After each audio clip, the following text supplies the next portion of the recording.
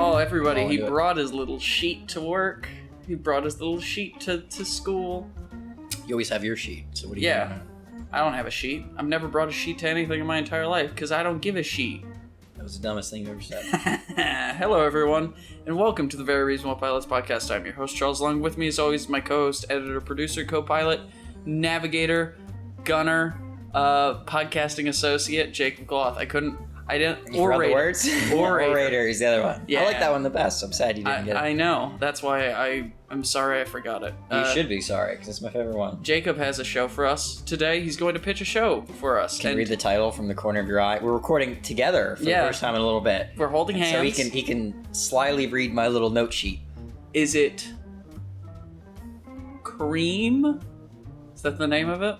I'm going to tilt it slightly. Okay. I can't. No, I can't. Oh, you can't. Okay, I'm not allowed to look everyone. The title was, That Was the Man That Is. That was the Man That Is. That's the Man That Is. Okay, and this is some sort of historical drama. That was the Man That Is. No, I told you it was history before. It's actually a fake late night talk show. Oh, okay. So, are we going to have the Joker come in at the end and shoot the guy in the head? No, this isn't the movie The Joker, and Robert De Niro is not the host. Is it called The Joker, or is it called just Joker? I don't know. It might be either one. Could be anything. But see, it's That Was the Man That Is, and under it, it's going to say, in little text, how it would say with Jimmy Fallon or something. It's going to say with Horatio Offen. Offen. Sometimes, though, it will not say that. It will say with Mallory Mars. Mallory Mars. Or Horatio Offen. Usually Horatio Offen, but also Mallory Mars. And the title is That Was the Man That Is. Yes, but actually for Mallory Mars, it's not going to say just Mallory Mars. It's going to say Mallory, and then crossed out Frankenbugle, and then Mars. Okay, so she changed her last name from Frankenbugle to Mars. Well, we'll see. A second.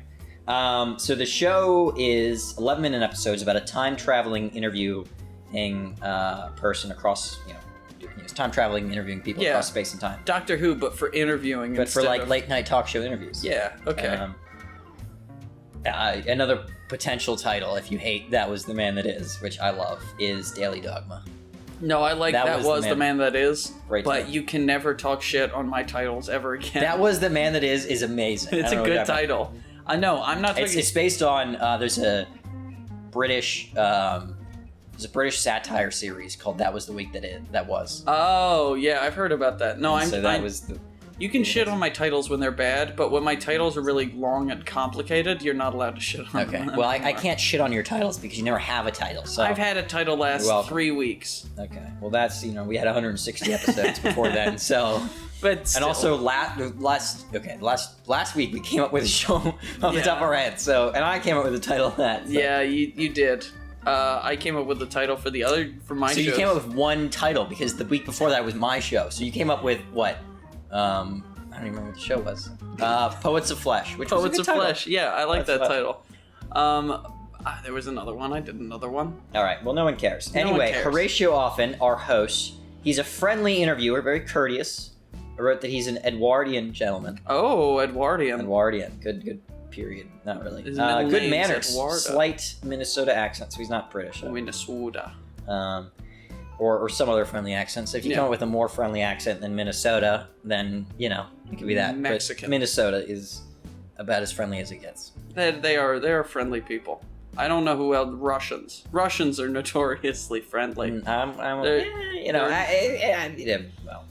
They're always friendly people. Yes. Absolutely foolish drunk. So the kind of person that if you went out drinking with, he'd be embarrassing himself the whole time. He'd be stumbling everywhere. He's not, he wouldn't hurt anyone or hurt anything. He would fall a lot. He would say silly things. His words wouldn't make any sense, Yeah.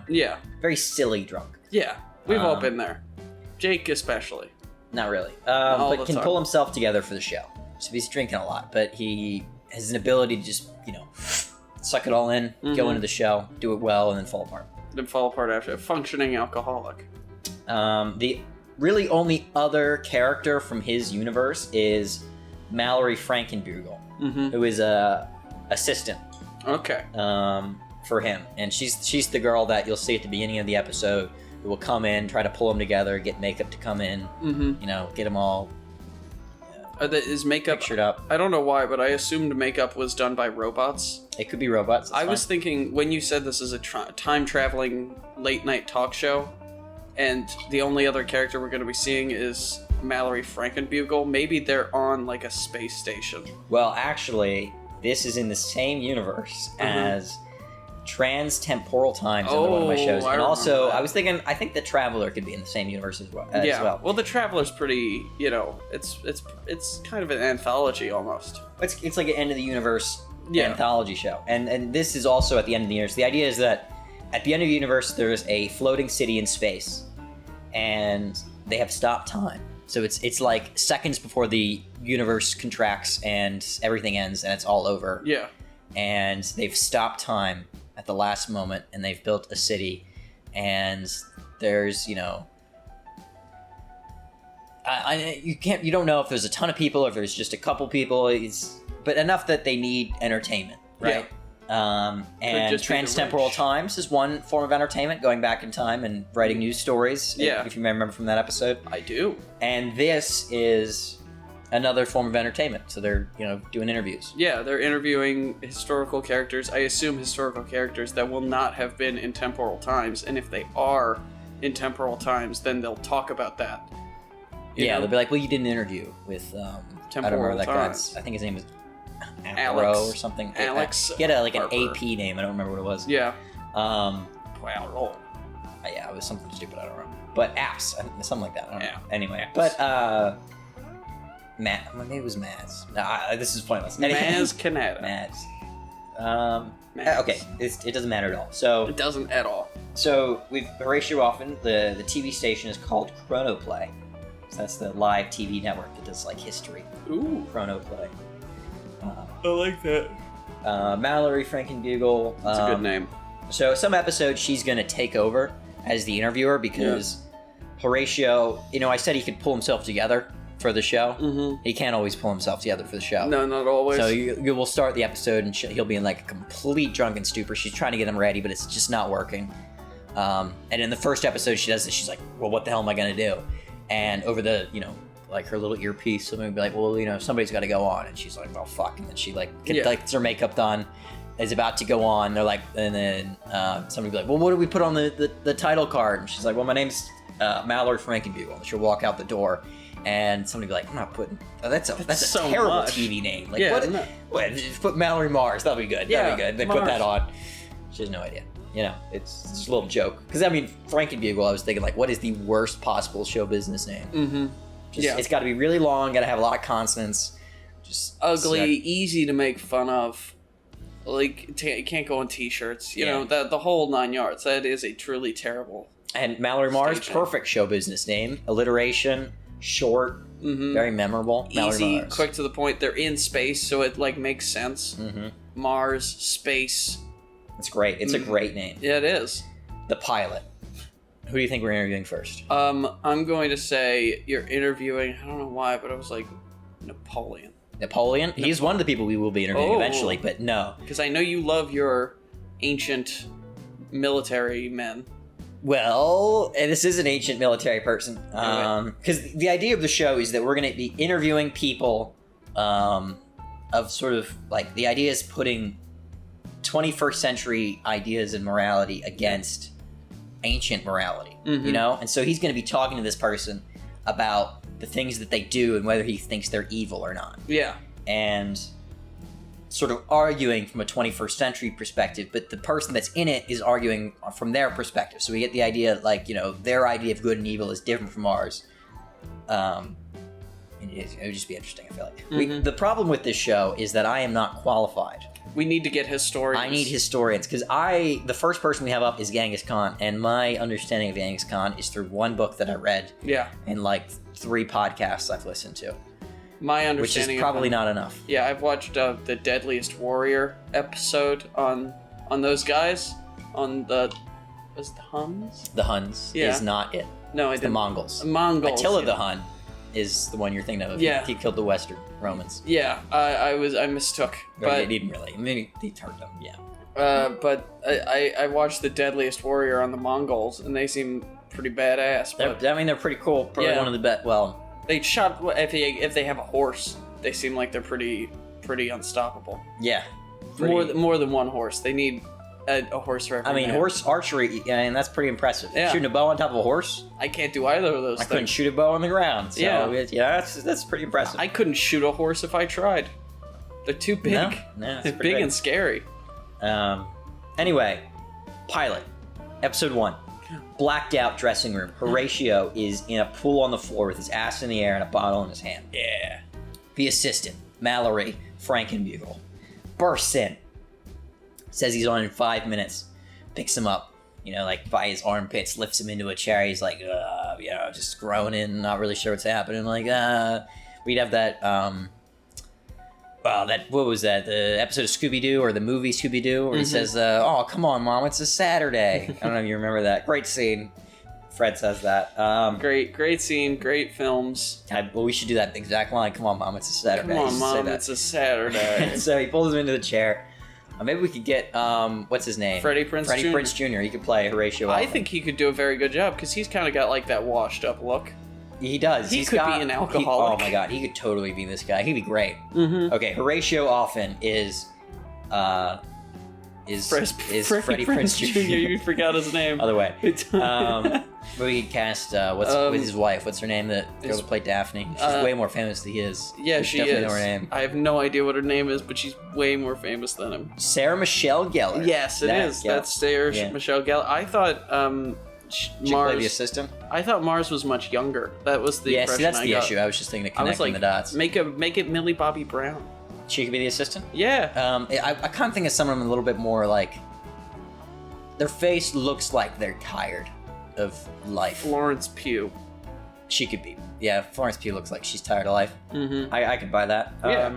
Millie Bobby Brown, too young, too excited. Yeah, I don't want it to be someone that's like really young, like someone that's starting out. I want it to be someone that's like they didn't really want to be an assistant, and in this society at the end of time, she's been sort of tossed stuck into the role and can't really get out of it. Yeah. Sucks.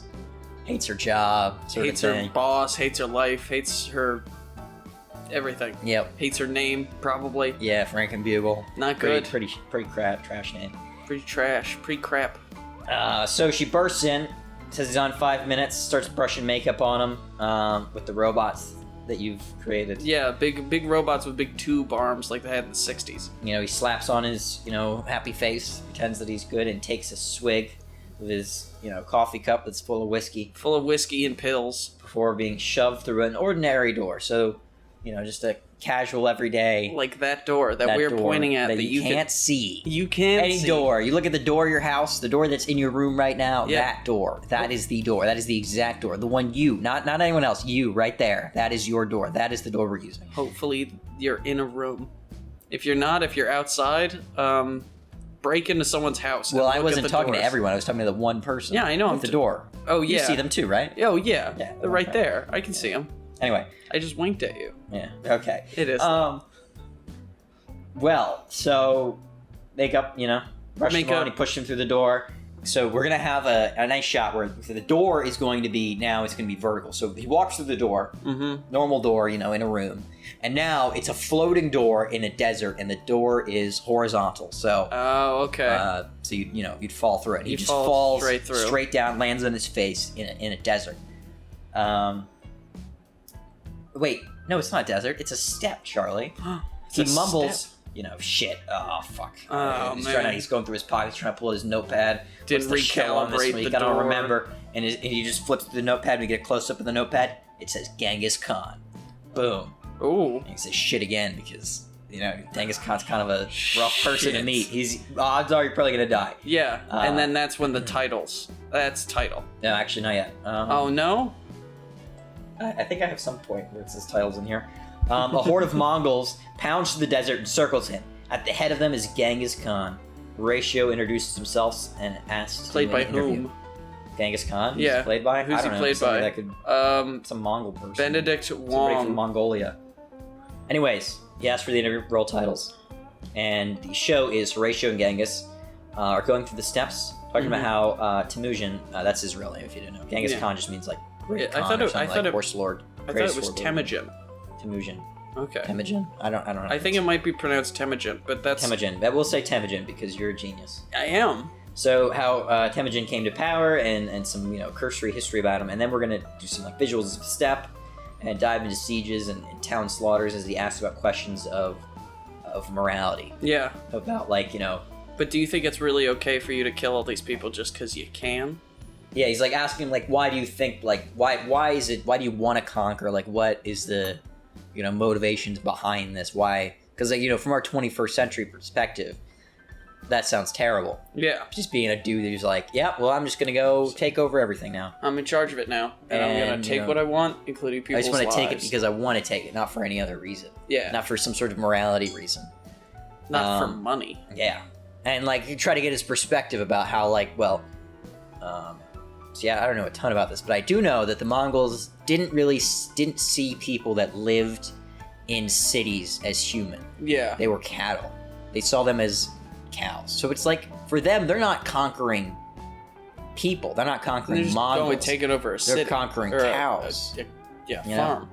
But at the same time, he also did conquer all the other Mongols. Mm-hmm. It's a strong arm them. Well, what I know of the Mongols is that they were good at conquering, and Genghis was good at leading, but the rest weren't really good at leading. They were good at conquering, and that was it. They were decent at ruling. Kublai Khan has held it for a long time together. Mm-hmm. It's just they conquered a lot. They did. The stereotype through history is that you conquer a bunch of stuff because you're tough, and that was because you lived in tough lands, and then now you live in soft lands with a bunch of velvet sheets and math and stuff, and now you're not tough. Yeah. Because you did math in school. This guy's been listening to his Joe Rogan podcast. Well, that's like the stereotype through history, the Persians with the Greeks, with everybody. Math doesn't really apply nerds. anymore because we have guns and stuff. And guns Only are made out of math. Guns. The nerds have guns. Yeah. The tough people that live in, mountains don't have guns. They don't have guns. They have prayer. Swords or something. I don't know. Or swords. One or the other. Whichever you think is stronger. So we have we're going to have this morality debate. That's kind of the whole idea of the show, is it competing, the two, the modern morality and the old morality. Yeah. Sort of, talking about like their ideas versus good versus evil, and it's kind of, it's all just subjective. Mm-hmm. And actually I'll get into this later, but we have some sort of reveal. Ooh, there's going to be a reveal with some sort of... because... morality will probably change at some point. I was gonna say, is it in the future, in the 21st century? Does the world? Well, Horatio Offen is going to be giving 21st century morality, so morality that the audience will understand, and we will. With the idea of we shouldn't kill people, right? Yeah, it's not gonna be like Star Trek morality where everything's like, what do you mean you guys have money? That's crazy. Don't you know that money is a instrument of classism or whatever? Mm-hmm. Because that's what Star Trek's all about. Star Wars is all about bang bang, shoot them with lasers. Yeah, and a big stab. It is. Yeah. So we have the episode, them talking about morality. It's kind of like a podcast flow, kind of like this, or a talk show flow. Back and forth. But the whole time they're on horses talking, and sometimes it'll be voiceover because we'll be showing like a siege or something. We're gonna see like the Mongol conquest of China or maybe the Middle East or something. Just so that we have an interesting visual. This could be animated or live action, doesn't really matter, but just so that we can have this. I think it'd be kind of funny and also like really weird having this stark difference between this really intellectual, casual conversation mixed with like Mongol dudes taking a spear and shoving it through somebody's head. Yeah, just like really hardcore ultra-violence. Ultra-violence. Yes. It's like, it just feels so strange when you see both of them together like that. Yeah. Oh, I love that. That sounds great. We could do like a rotoscoped animated, like heavy metal style, just like almost music video-esque, like montage of just ultra-violence happening across during the most peaceful and like polite part of the conversation, because the whole idea of Horatio being the most polite man in the world, like being the gentleman, good manners and stuff, is because he's so nice and overly kind that everyone has to like him. So even we have Genghis Khan, he's becoming like is nice to this. Yeah. Even though he probably wouldn't be in real life, he'd probably kill him. He'd probably kill him and be like, "Why did this guy fall out of the sky?" Stab. But that's sort of the joke. He's like, oh, this guy's pretty nice. Yeah. There's nothing wrong with him.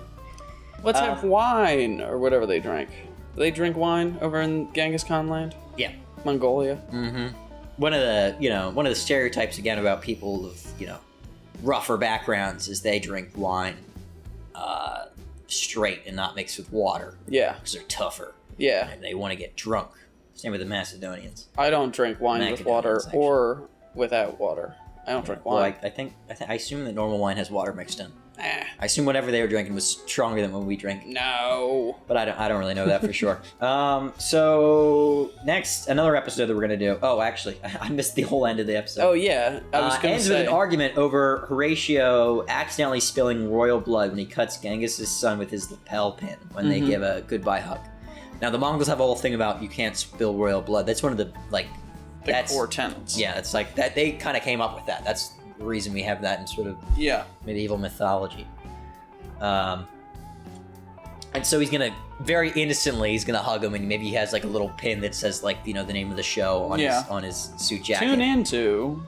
Yeah, it says that was the man that is, and that's what it says in the pin, and it's got a little point to it, and he hugs. Yeah, and he hugs maybe Genghis Khan's son, and it cuts him, and he spilled royal blood, and they're gonna chase him. The horses are all coming. He's running through the through a market, through the steppe or a market. Yeah. Maybe.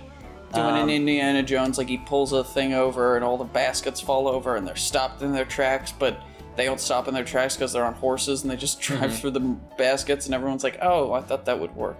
The final shot's gonna be a long sort of runway. Yeah. At the end of it, there's gonna be a door. And that's the door. It's just alone in a in the area, and maybe in the middle of a square or market square. Yeah. And he's running to that, and he's looking behind, and there's Genghis Khan on a horse, maybe the Genghis Khan's son on a horse, and he's got a bow, and he's knocking an arrow, and he's getting ready to shoot him, and he's gonna jump through the door just as the arrow shoots. Yeah. He's gonna land in the studio, in his chair, at his desk, and the arrow's gonna come through and snip his tie and hit the desk.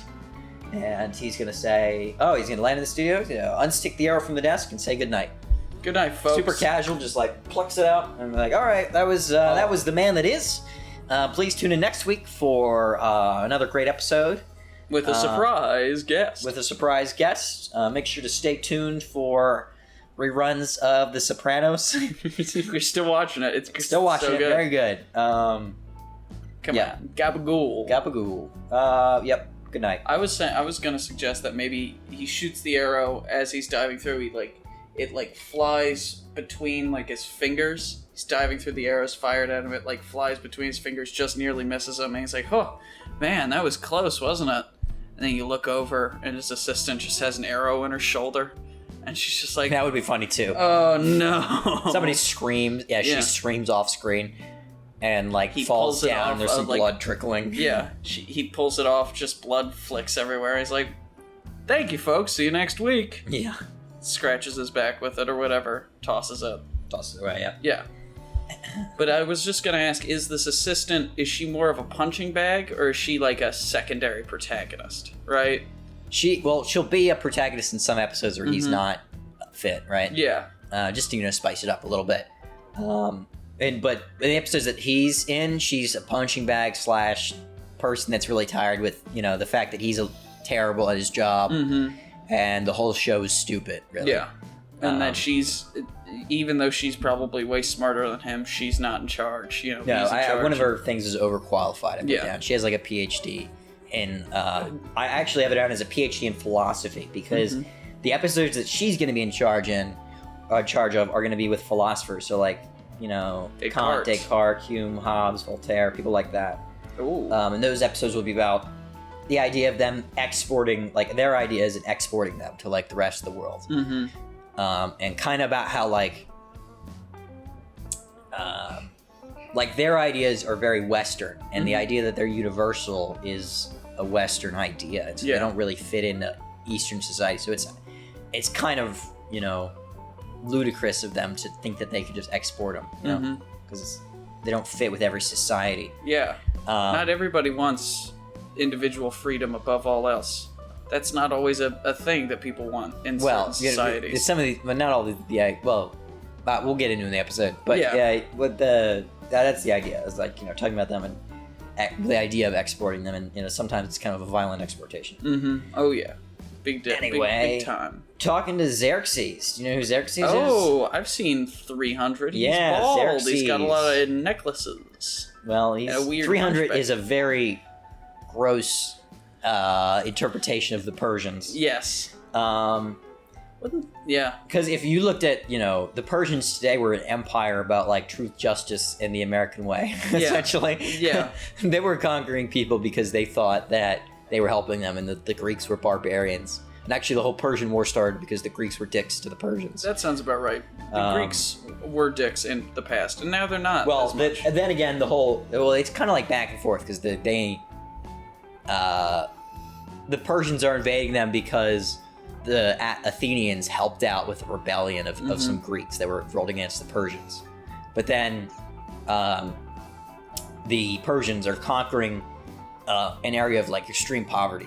Yeah. There's like a scene in the histories where the Spartan king has like the Persian envoy prepare a feast from their camp, and then he like looks at all the other Greeks, the Spartan king, and it's like, look at what they're eating, look what we're eating. They're having like gruel in a pot. And he's like, they've come here to steal our poverty. Like, we have absolutely nothing, and they're coming here to take it from us.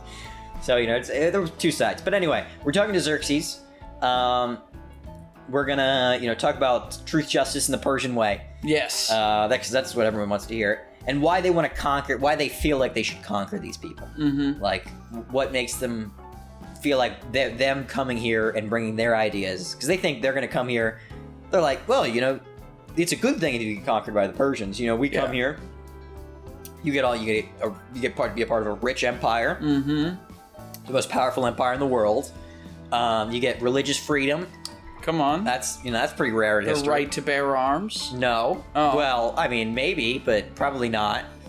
I mean, you probably can have spears. I don't think they have like a rule against owning a spear, but you probably can't have a military. They don't have any rules. You will have to fight for Persia, probably. I don't want to fight for Persia. I don't want to fight for anybody. Well, I mean, you would have to if you were Greek and you got conquered. But I'm such a pussy. Well, that's true. But yeah. So why they want to conquer Greece, and in the background we're going to show the battle of Marathon, Thermopylae, and Salamis. Like showing these battles. The Persians obviously lose the war. Yeah. So that we're going to be talking to him. That's one of the episodes. Another one is going to be talking to Ragnar Lodbrok. Do you know who he is? I was going to say the Red. No, I don't know who Ragnar. Ragnar is probably the most famous Ragnar.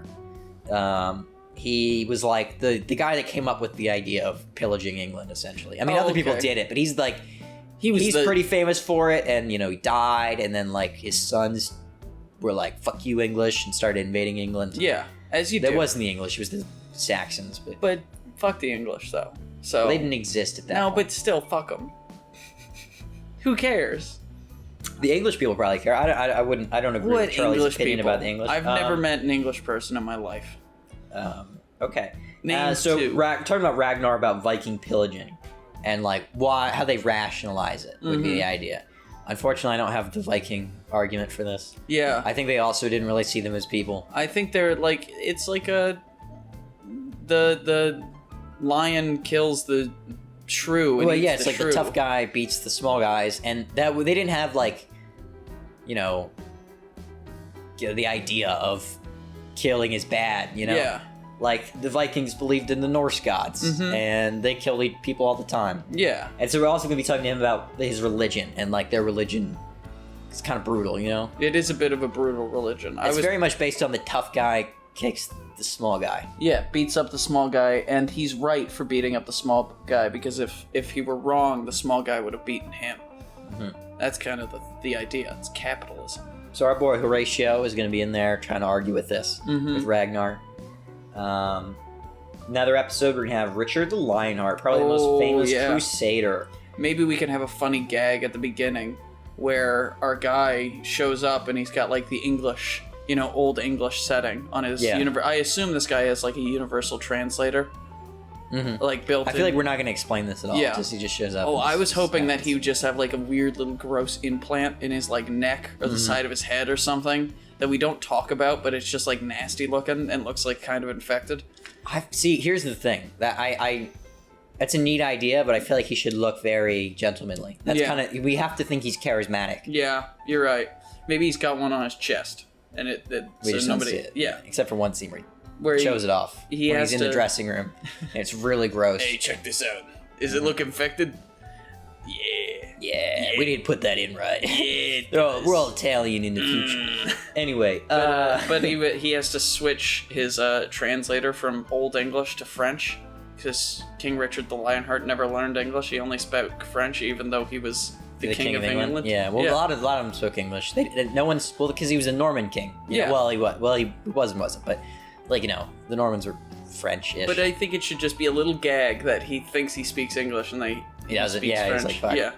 And French sounds the same. It's the same. It's been the same language since King Richard the Lionheart. Yep, that's true. 100%. Yeah. Charlie's not wrong at all. There's never languages don't change. That's a fact of history. So, talking about the Crusades and religions warring against each other and the idea of like why you want this place, why you want Jerusalem, why you think that these people shouldn't have it. Yeah, why you it? Yeah, why are you a king? Like, why do you deserve to be king and this guy doesn't deserve to be king? We're not going to talk about monarchy. It's just going to be all about religion and the idea of like warring religions. And like he's going to be arguing from the side of like, well, it makes sense. I want to, we want to protect our religion. We believe the world's going to end soon. We got to get because they had this whole idea that the world was going to end and they had to have Jerusalem because that's where it was going to happen. Yeah, that's where. And it makes sense if you're the person that thinks for 100% the world is going to end if you don't have the city.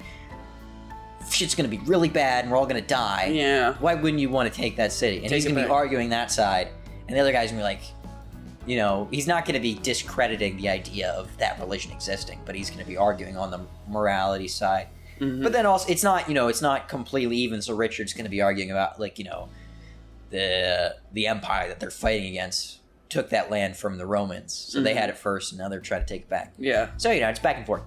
And they'd be like, but the Romans killed your god. Yeah, but that's different. But then they became the Christian Empire. It's different, idiot.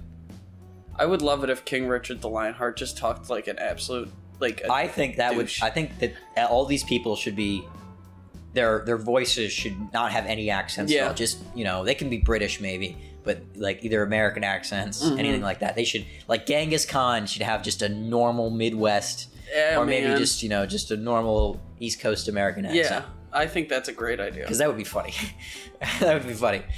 And he talks, when he's pillaging. Mm-hmm. He's like, "Oh yeah, that's so cool, dude! You just chopped that guy's head totally off, man." I mean, maybe we have the right pitch. Like maybe he has a deeper voice, because he's Genghis Khan. We'll show a little respect, but he's gonna speak normal English, that we're gonna be able to understand. No thick Mongolian accent. No weird Mongolian, sayings that we don't have anymore. Yeah, because they're from 200 years ago or whatever, a million years ago. The next one I have is the one you guessed, Mr. Napoleon himself. Bonaparte. It's going to be Napoleon in Egypt, so we're going to have the French army kicking about by the pyramids. Some pretty famous battles we're going to see. There's one they fought in the shadow of the pyramid. They didn't actually fight. It was pretty far away from the pyramid. It's arguable. There's an argument whether or not they could see the pyramids at all when they fought this battle. They probably couldn't have. He shot off. The pyramids are pretty big, so they might have seen it. But, it's going to be an argument on colonialism and Napoleon's endless ambition and the idea of exporting the French Revolution. Yeah. Ideas. Because Napoleon comes there and he thinks, we can export the revolution of these people. Mm-hmm. It is perfectly compatible with Islam and their society, and we can just give this to them, and it's like a gift, right? Yeah. And not everyone really agreed with that. No. But some of the ideas we as from a 21st century perspective, which are freedom and stuff. Yeah, freedom and individuality and that sort of thing. Yeah. That sort of stuff that's leading our world to be so nice as it is now. But Napoleon's gonna have he's gonna be honor, and he's gonna be arguing about this is just the way the world is. I do what I do for the good of my people, and Yeah. He's gonna have his own arguments. And I don't know enough about Napoleon. I get to live in a big, nice house because I'm willing to do what others won't. Yeah. I'm not sure that's exactly accurate. And they had Mr. an idea that they Napoleon. were like, he had an idea that he was helping the Egyptians. Like, they genuinely thought that coming here and taking it was helping the Egyptians. And it was at the same time, that was less about helping the Egyptians than actually hurting the British, who owned it before them. So it was more about that. And also the whole idea of like legacy, because the reason he wanted to take Egypt was because Alexander the Great did it. Yeah, originally. And Alexander the Great was Napoleon Bonaparte's great man crush. Yeah, well, he's like the great man crush of everyone in history. Every history nerd's man crush, Alexander the Great. Every great general wanted to be Alexander. Yeah. I, on the other hand, wanted to be Alexander the Terrible. I think Alexander... It would have been alright being Alexander the Great, I think. Yeah, I mean, cool. being Alexander the Great would have been fine, I guess. But being like Alexander the Great, no. You get to have like the best friends in the world, though you kill some of them. You get to, conquer the world. Get most of the world, with your bros. With your bros, with your dudes. You get to be taught by Socrates? Aristotle. Who's like just the best philosopher of the age at that point. At that point in time. So that was pretty cool. Anyway, he's not 15. In this show. No, he shouldn't be in, because he sucks. I don't know. Well, I like him, but no, he sucks. He's a very interesting person. He is. Can't now he's dead. Nothing's better than the image of him going to what they think is the tomb of Achilles, who he thinks is his ancestor. Who might have been his ancestor, but we don't actually know if Achilles existed. Probably not.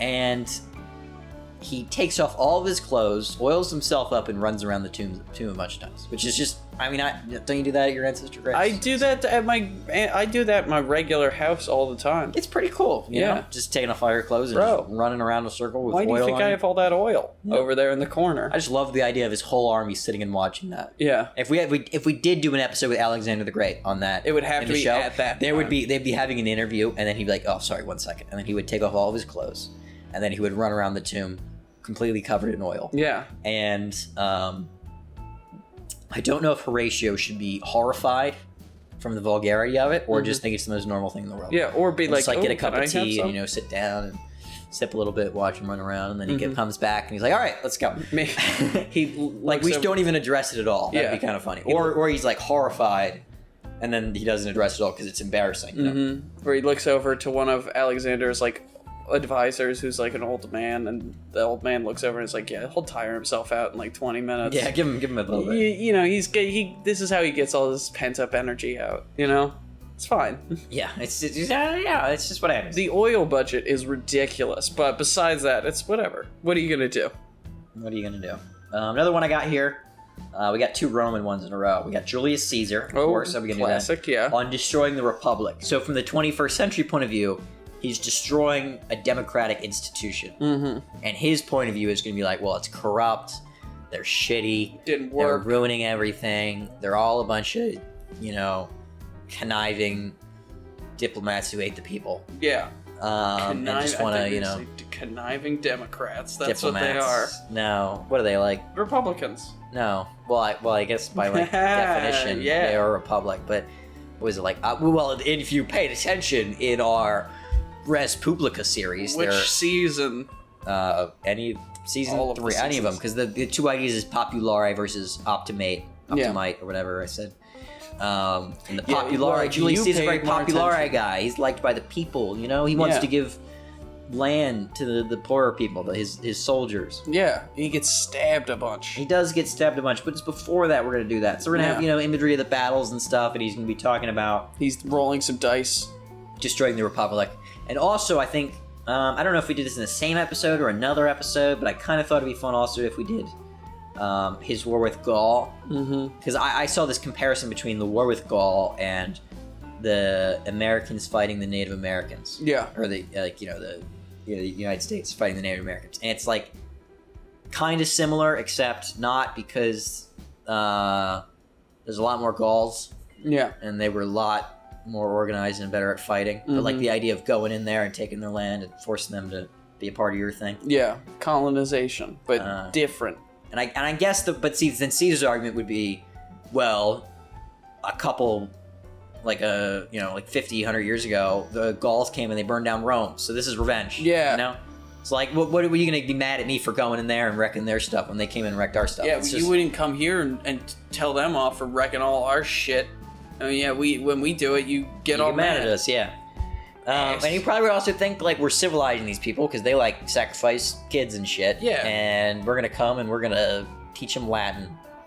Classic. Mm-hmm. I remember when I got taught Latin. Give them, what's it called? Aqueducts. Mm-hmm. Aqueducts. Good old-fashioned civilization. What's a couple 1,000 lives to aqueducts? Yeah. I would trade 1,000 lives for an aqueduct. I would trade 1,000 lives for aqueducts if there were 1,000 people I didn't know. Or didn't like. Could be like 500 I didn't know, 500 I don't like. Mm-hmm. Another one I got, another Roman one, as I said, we got 2 in a row. Nero on Christianity, the Arts, and Empire. So that's a fun one. Very. Because Nero gets a lot of bad press. Right? He does get a lot of bad press. And that's because he fucked with the Christians who ended up writing the histories about him. Who became the historians that wrote about him. everything. And, they didn't really write too favorably about the dude who blamed them for burning down the city, and who did actually kill a lot of them. Yeah. So, they got a right to unite to an extent. He could be kind of pissed off, but still. But, he just needed a scapegoat to blame shit on, because really everything was falling apart. Yeah. But I saw this historian talking about Nero, and Nero is like this. He's like if like the most famous director right now became Emperor of the United States. Quentin Tarantino. So Quentin Tarantino became Emperor of the United States. Except Quentin Tarantino is a lot less talented. Not a whole lot. Yeah. But, not as talented. So maybe Quentin Tarantino's wrong. Maybe if a random filmmaking student who's showing a bit of promise, made one short film, is now Emperor of the United States. And that's essentially him. Like, he is, like, putting on plays. He's, like, an actor in them, and he's not very good. But that some of the historical accounts may be biased because they're people that don't like him. So they might be saying he's bad because reason. Just for fun. He forced himself to win the Olympics in Greece. That's funny. Which is hilarious. But he did actually compete in all the events. So they give him that, He did do chariot racing and all that shit. Mm-hmm. Except his chariot had like 16 horses and everyone else had 2 horses on their chariot. Yeah. So not really that fair. I have an idea who should play Nero. Who should play Nero? You? Ezra Miller. Ezra Miller? That would fit. Yeah. That tracks. I think it's like if Ezra Miller became Emperor of the United States of America, that would be pretty similar. They're talented. They're not that talented. The next one I got is Hannibal Barca. Oh, yeah. Love Hannibal. Sort of Roman world figure. Elephants. I got a lot of those. See, when we actually do this show, I'm gonna need to come up with more ideas because all mine are very.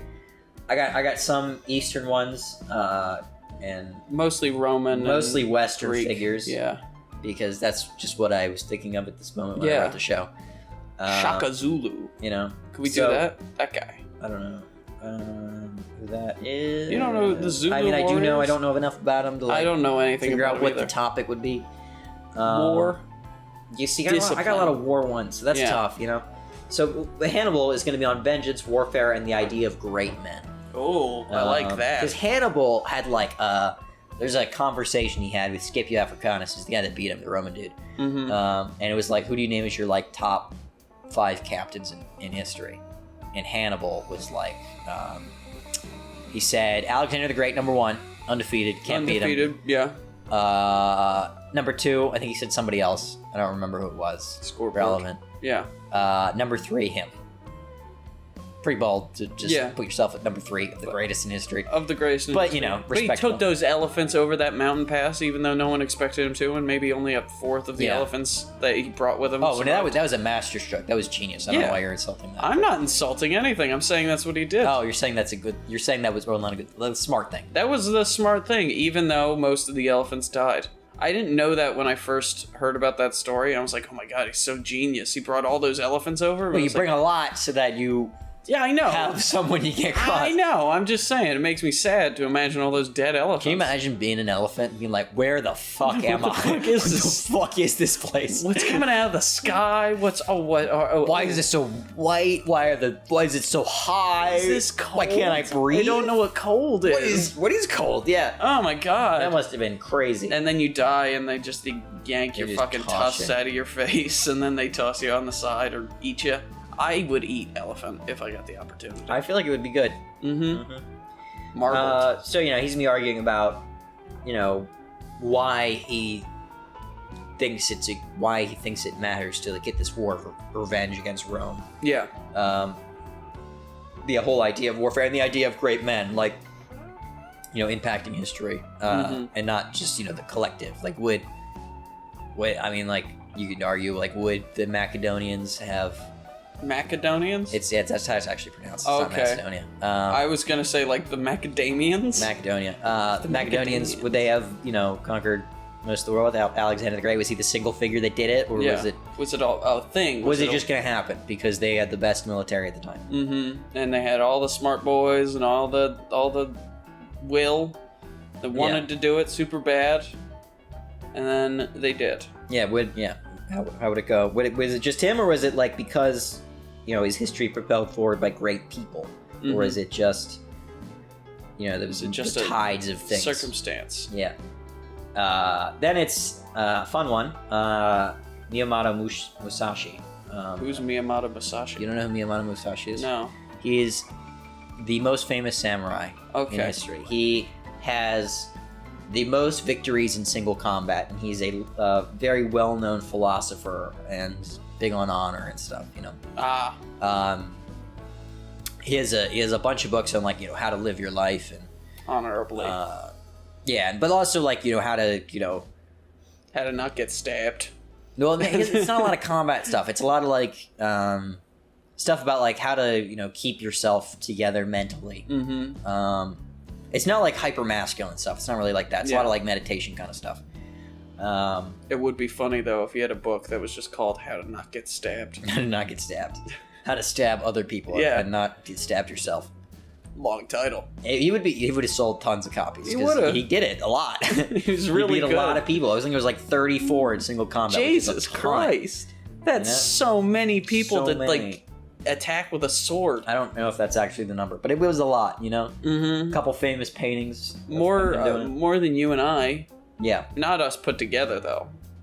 But more than you and I, singularly. So Miyamoto Musashi, I hope that I'm pronouncing it right. So he'll be talking about, the idea of fighting someone to resolve an argument as well.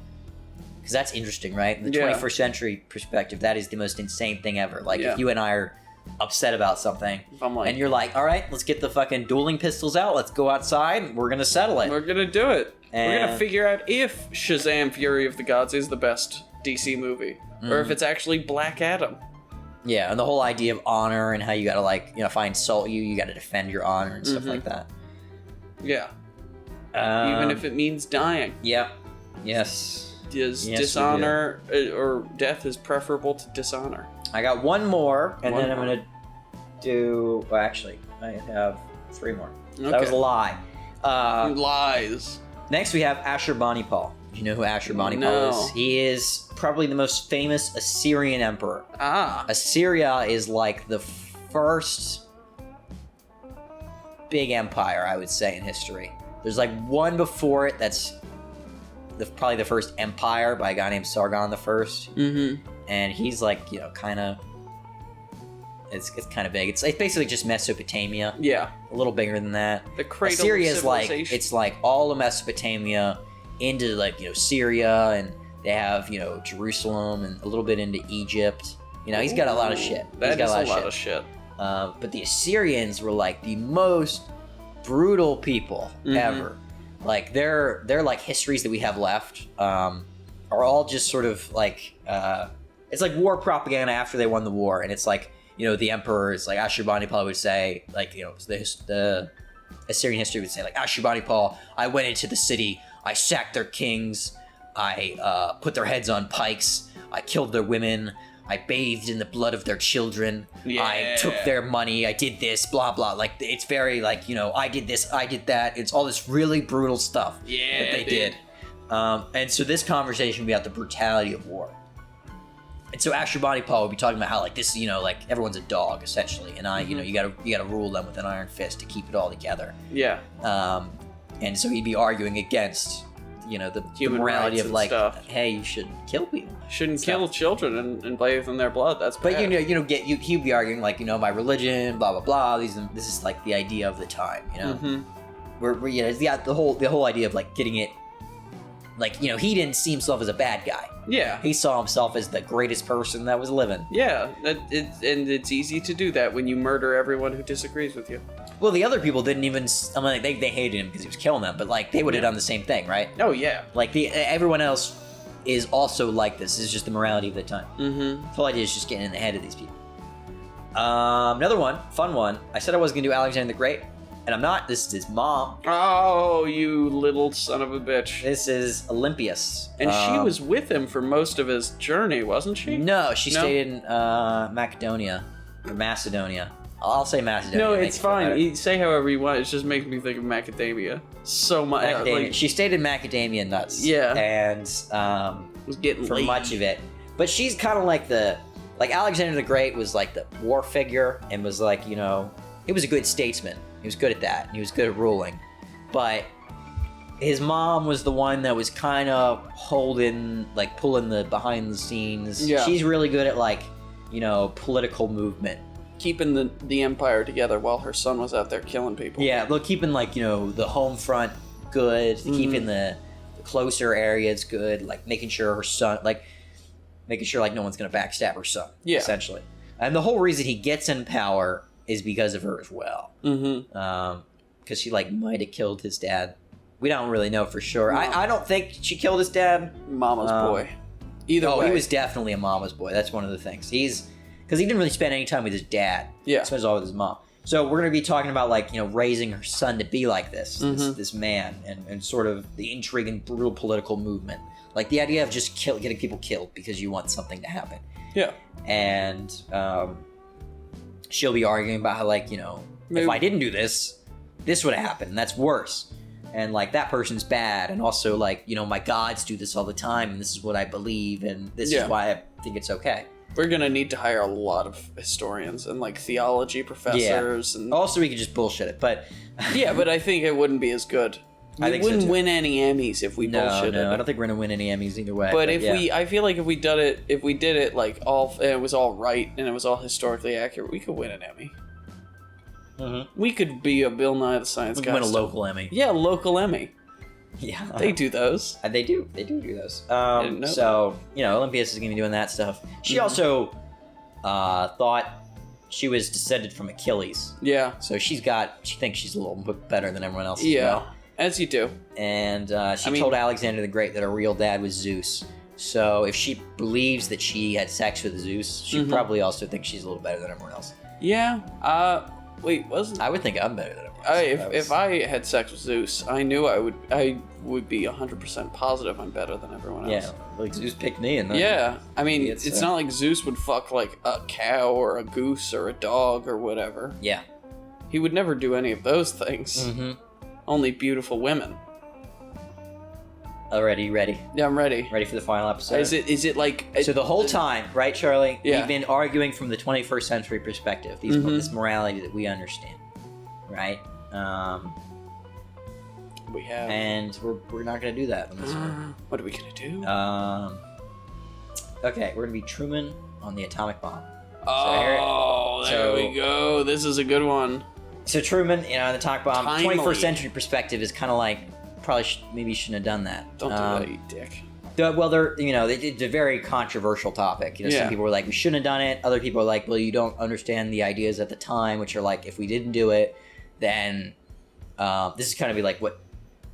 Well, I'll get into a second, but if we didn't do it, then we would have had to invade Japan, and then it wouldn't have gone well. And if we had tested the device and shown them, they wouldn't have surrendered, because they didn't even want to surrender in the first place. Even after they bombed 2 cities, they only surrendered because the emperor broke the rules and didn't listen to his staff and got on the radio and told everyone to surrender. Yeah. Good old. So the idea is that that wouldn't have happened unless they dropped the bomb. And the end result would have been they invaded Japan, and more people in Japan died, and American soldiers died, and the American public would have hated the U.S. if they found and Truman if they found out we had a bomb that could have knocked him out in one punch. not killed so many soldiers. Not But anyway, killed so that's many not really people. the argument. Didn't really even need to say that. It was just some context, I guess. Mm-hmm. But It's a this is little where we're lesson. flipping the script because Truman, like behind the scenes, let us stuff about how Truman really regrets dropping the bomb, Yeah. and he did it because of the pressure of all of a sudden he's in office because Yeah. He won't- Roosevelt died. Like a day. It's kind of on Roosevelt for not really instructing this dude on what to do. And Roosevelt didn't like Truman at all, and they never talked. Yeah, like didn't tell him anything. He fucking dies, and then the military staff's like, "Hey, we got this bomb. We're gonna drop it." And he's like, sure, I guess." Yeah. And they do it, and Do it again. Also, just twice for safe measure. And so now Truman's gonna be arguing about how it was a bad thing, right? Yeah. That's what I'm gonna be doing here. Truman's gonna be saying he regrets it.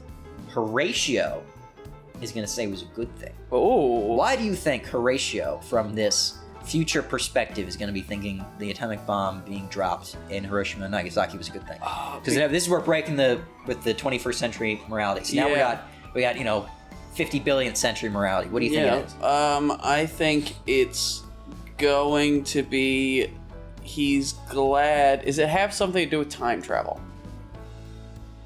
No. No. Okay, then I Let's think do with the human history. I am gonna guess that Horatio believes it to be a good thing because the bombing of Hiroshima and Nagasaki moved. He's gonna be saying that it moved human history forward, into the atomic age rather than.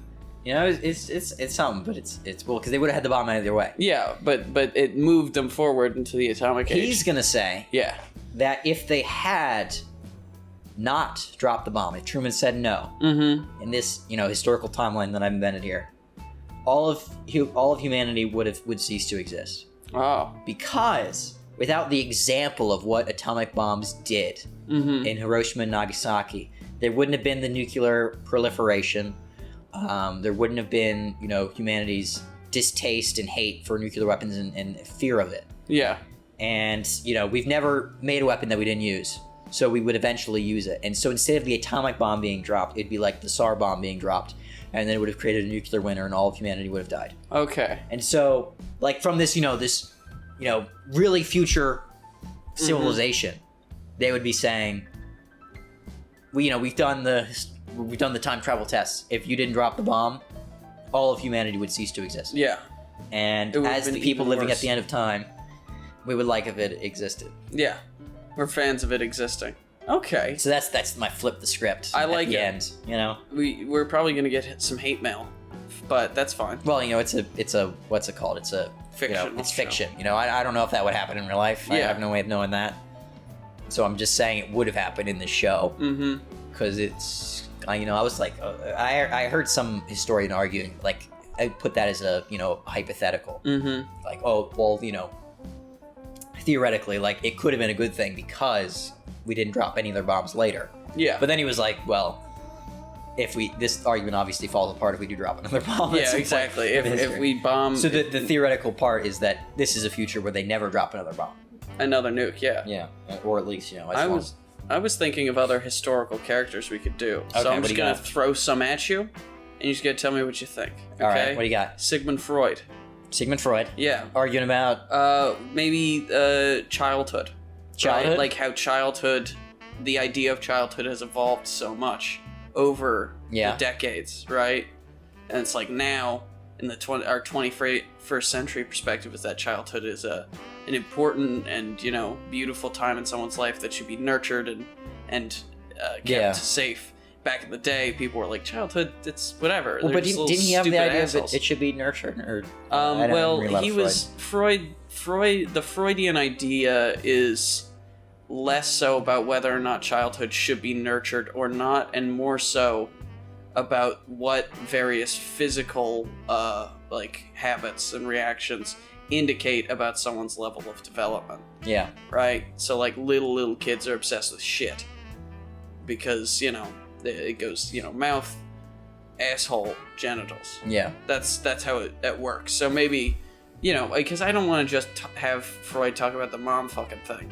Well, Right. yeah, I think the child thing I really like, and Yeah. maybe we could have like a tri-pronged interview. Yeah, we have prongs. three So we have separate- Freud, Mhm. we have Horatio, and we have someone in a society very early on. Yeah. Like I don't know. You know what? Maybe we could do like Victorian France or something. Yeah. Where the idea is like, who gives a shit about your kids? Mm-hmm. I'm gonna have a nurse student. I'm not gonna look at them. Like and there was a, or maybe even if we could do even later, because I read a book by F. Scott Fitzgerald about like this guy in England, American expatriate, and his wife thought it was weird that he was spending so much time with his kids, and like why would you want to spend time with your kids?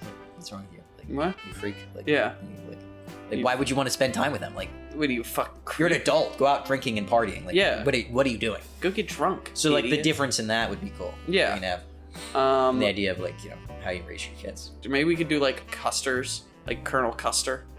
That'd be a good one. Yeah. Yeah. About like that. westward expansion. Mm-hmm. You know, that's more specific to America, but it's, you know, still sort of a thing. The manifest get like the destiny morality idea. of like why he thought that was good, and Yeah. you know, fighting with the morality of why they don't think that was good. Mm-hmm. Maybe we could do. I was thinking Bob Dylan.